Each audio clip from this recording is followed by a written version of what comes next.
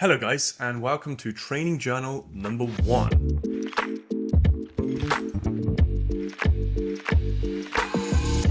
I'd like to dive straight into today's task, which is basically to outline my training journal for the month of January. Long story short, January was really chaotic for me. I was traveling a lot. I moved my life from one place to another. I was traveling for work in between that, and everything was quite unhinged. I won't go into the minutiae of why and where, but I didn't really feel like I had a routine or a structure or some kind of consistency that I really do well with. So what I decided, I took my emotions away from this, and I tried to see myself as if I was the coach. Sometimes I love to get an outside perspective, a coach, but for this period I decided to train for myself, as I've been doing the last year or so. And very simply, I chose a minimal effective dose, a simple as possible style routine that would fit into my life without giving me too much negative feedback. Where I mean negative feedback, I mean feelings of, oh, damn, I didn't quite get there. Oh, I missed a session. Oh, reaching too far without the means to do so, the resources to do so. And so I really reduced the time and focused in on a couple of major things that I wanted to focus on. Major thing number 1 is the one-arm chin-up. I've been slowly working my way back towards that. Key point number 2, or key aspect number 2, is actually range of motion in my hips front to back, specifically relating to the front split. So let's dive in. What I'm going to do is put the session outlines on the side of the screen so you can see this with some clips of me actually doing the movement. Feel free to train alongside me if you're at the level, or feel free to comment below and I will offer progressions for you if you want to add a comment down below. Like I said, minimal effective dose. So what I was looking at here was 2 sessions per week, absolute maximum. And I wanted to get as much as I possibly could from those sessions. So after a solid warm-up, I would dive straight into my A1. My A1 is my most important focus for the session. And the current progression I'm working on is the archer chin-up. That means I'm focusing the pull on my bending arm, and the arm that stays straight like an archer is the supporting arm. And I'm slowly looking to build volume in a dynamic sense here.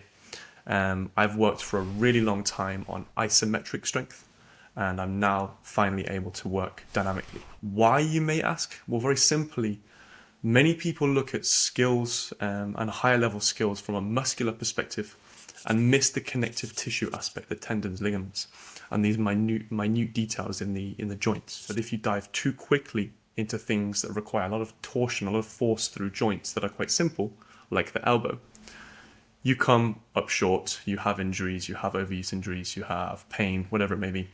And it pays to go backwards to jump 2 steps forward. So isometric training for me is this. I've been doing lock-offs at the top, at the mid, and at the very lowest open angles of the elbow, really aiming to build time, build durability, really make sure my connective tissue is as strong and as durable as it possibly can be before I start adding dynamic load there.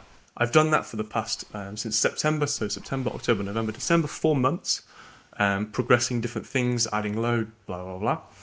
Now I'm in January. So January, arch chin-ups, building the volume, getting nice and strong there, really focusing on 4 sets, building from 2 reps per side up towards 4, ideally 5 reps per side would be awesome. I'm currently at the end of the month and I hit 4 sets of 4 reps per side. I did manage some sets with 5 reps per side, but to be clear and to be clean and to be really on the technique, I would say 4x4 per side was absolutely perfect. What I'm doing is I'm focusing in on all of the reps on one arm, taking 30 seconds to a minute break, and then repeating on the other side. Rather than alternating, I felt like I could focus in on the one arm rather than alternating. So that's why I chose to do that. After the A1, I took a few minutes rest, and then I moved towards my maintenance push. So maintenance push, I leave open. I just choose something that is easily accessible in that moment, and I do it for around 3 sets for between 8 and 12 reps. I keep it at an RPE 6 to 7, so rate of perceived exertion is around 6 or 7 out of 10. For me, this means that I can just tick over, I feel good, I feel like I'm maintaining my strength in that area, and I don't overexert myself and take my focus from my main goal. Things here were kind of handstand push-up progressions that are much lighter than I would usually do, ring dips, even things like some kind of like ring push-ups, anything of this nature, incline bench, sometimes dumbbell bench, whatever it may be. I just pick what I feel like I might be interested in, boop, and I do that, and I don't judge it too much. And that's really important for a long-term practice, is to have sometimes a clear, direct focus and other times a more open kind of curiosity. And then the second part of that section, I then do some weighted chin-ups. And here I'm matching the sets. I'm looking at about 3 sets here, but I lower the rep range so I can increase the intensity. So I lower the volume metric and I can therefore increase the intensity metric. What I'm looking at here is about 3 to 6 reps, and I'm looking at raising the RPE, the rate of perceived exertion, up to 7, 8, sometimes even 9 if I'm really pushing. I managed to get to about 33% of my body weight for 3 sets of 5, so that's about 30-ish kilos. I'm about 90 kilos. So I was pretty happy with that after the exertion for the arches. And then I finish with some more elbow-focused work and shoulder-focused work, 2 key areas to make sure they feel nice and strong. And I'm looking at different types of pronation, supination, elbow flexion, and then Cuban rotations, dynamic variations in the frontal plane, and also side laying, and here as well, sagittal plane. That was an awesome session that I did twice per week, as much as I possibly can. I think I managed 7 sessions over the kind of 4.5 week periods, which was, for me, a success. So moving to the lower body session, as I was saying, I'm really looking for minimum effective dose, and my goal here is a bit more general. It's a bit less specific. What I focused here on is, maybe you've seen my previous video, I looked at the idea of lengthen and strengthen. If you haven't, please find that video. I think it'd be really useful for you, especially for your lower body mobility. I used that principle in my own training, and I worked with supersets to save time. That's doing one thing and then moving directly to another thing and pairing it in a way that makes sense. For me, what made sense is the idea of lengthen plus strengthen. So what does that mean? Let's take, for example, I want to improve my forward fold, my pike, so my range of motion in my posterior chain.